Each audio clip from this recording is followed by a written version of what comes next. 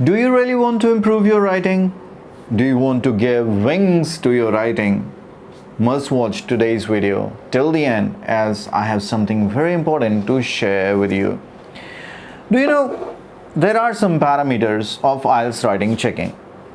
जब एग्जामिनर आपकी writing check करता है, there are few things that he keeps in mind, and if those things are there in your writing, nothing can stop you from achieving real good bands.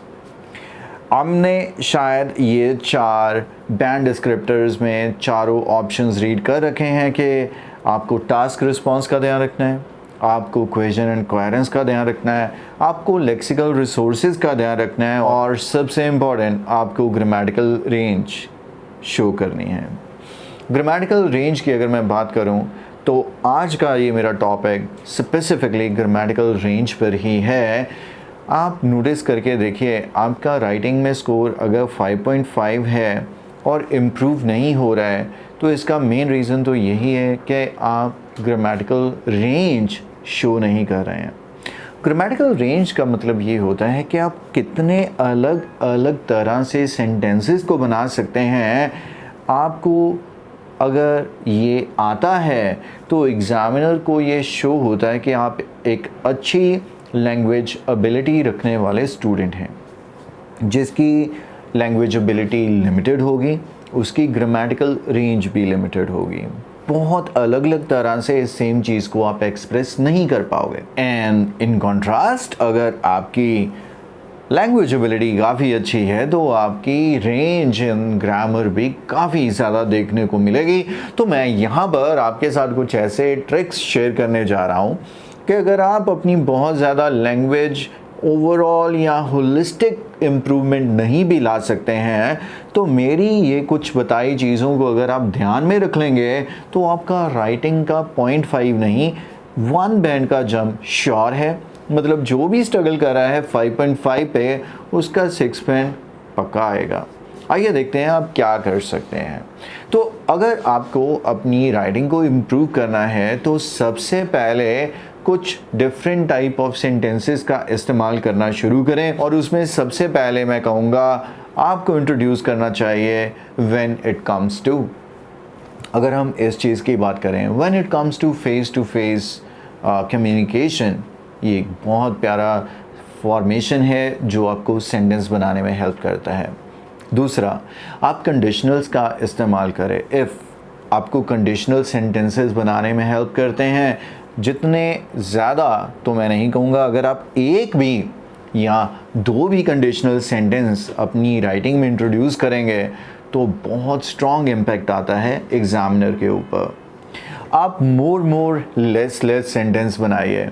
The more student invest time on their study better the results are. तो ये sentences जो होते हैं आप किसी भी random ऐसे में जहाँ पर भी चाहें फिट कर सकते हैं, लेकिन लॉजिकली पहले ध्यान से सोच लें कि आपने कहना क्या है, उसके accordingly the more the less आप सेंटेंसेस बना सकते हैं। तो नेक्स्ट सेंटेंस जो मैं आपके साथ शेयर करने जा रहा हूँ वो है used to. Use to sentences भी आप डेफिनेटली इस्तेमाल कर सकते हैं जहाँ पर आपको कंपैरिजन विद पास्ट करना है। Where people use to do something in the past और use to be something in the past, today they are dash. तो ये एक और सेंटेंस फॉर्मेशन है जो आप ज़रूर ऐड कीजिए। क्या आपने कभी मेक सेंटेंसेस का इस्तेमाल किया? मेक सेंटेंसेस भी बहुत इम्प्रेसिव होते हैं और यहाँ पर क्या होता है कि थोड़ा सा डिफरेंट सेंटेंस होता है। जैसे आई complete homework, she completes homework. यहाँ पर मैं काम कर रहा हूँ, शी कंप्लीट्स होमवर्क, वो अपना होमवर्क कंप्लीट करती है। लेकिन मेक सेंटेंस में क्या होता है कि कोई दूसरा किसी और से काम करवाता है। She makes me complete the homework, मतलब मैंने खुद से नहीं करना था लेकिन उससे मेरे से करवाया। थोड़ी सी कंपल्शन इसमें, मजबूरी फोर्सफुली काम करवाते हैं, या सॉफ्टली भी, जैसे my teacher makes me understand the concepts of mathematics, मतलब ये सॉफ्टनेस के लिए है, कोई मजबूरी से करवाता है तो माई मदर या my father makes me do all the house holds, तो यहाँ पर आपसे फोर्सफुली करवाया जा रहा है। तो हम एक सेंटेंसेस फॉर एग्जाम्पल राइटिंग में कैसे यूज़ करेंगे? Government must make people follow the traffic rules. अभी लोगों ने फॉलो करने हैं, गवर्नमेंट ने रूल्स बनाने हैं, लेकिन गवर्नमेंट को लोगों से फोर्सफुली ये ट्रैफिक रूल्स फॉलो करवाने चाहिए। आप बहुत अच्छे से समझ सकते हैं कि इन डिफरेंट सेंटेंसेस का यूज़ आप कैसे करेंगे अगर आप राइटिंग बूस्टर अनलॉक कर लेंगे। ये मेरी हैंड रिटन बुक है जो आपको आसानी से 6.5 इन राइटिंग अचीव करने में हेल्प करती है, और आपको हर एक ऐसे में डिफरेंट सेंटेंस फॉर्मेशंस नज़र आते हैं। आपको एग्जैक्टली समझ लगता है कि कितने सेंटेंस टाइप आपको इंट्रोड्यूस कर देने चाहिए और कितने कनेक्टर्स का इस्तेमाल होना चाहिए, जो आपकी राइटिंग को कर देता है बहुत ज़्यादा इम्प्रेसिव एंड इफ़ेक्टिव, जिससे एग्जामिनर आपको 6.5 से कम देने के बारे में सोच ही नहीं सकता। इसके अलावा मैं आपको हाईली रिकमेंड करूँगा to make use of despite या इन स्पाइट ऑफ, बावजूद इसके, despite bad weather they decided to travel to the mountains, मतलब इस चीज़ के बावजूद उन्होंने ये करना पसंद किया। और इन स्पाइट ऑफ भी सेंटेंसेस ऐसे ही बनते हैं, लेकिन सेंटेंस थोड़ा सा अदर वे अराउंड हो जाता है। They decided to travel to the mountains in spite of the bad weather. Rather than का इस्तेमाल करें, rather and rather than sentences होते हैं। इसके अलावा आपको इस्तेमाल करना चाहिए ऑल्दो येट सेंटेंसेस का। And finally if I say, अगर आप यूज़ नहीं कर रहे हैं ईदर और एंड नीदर नॉर का, कुछ नाइदर भी बोल देते हैं, आइदर भी बोल देते हैं, दोनों ही प्रोनाउंसिएशन ठीक है, आप डेफिनेटली कुछ अच्छा स्कोर एक्सपेक्ट नहीं कर सकते हैं। और देखिए, आपने नोटिस किया मैंने आपको कितने सेंटेंस स्ट्रक्चर्स बताए इस छोटे से वीडियो में।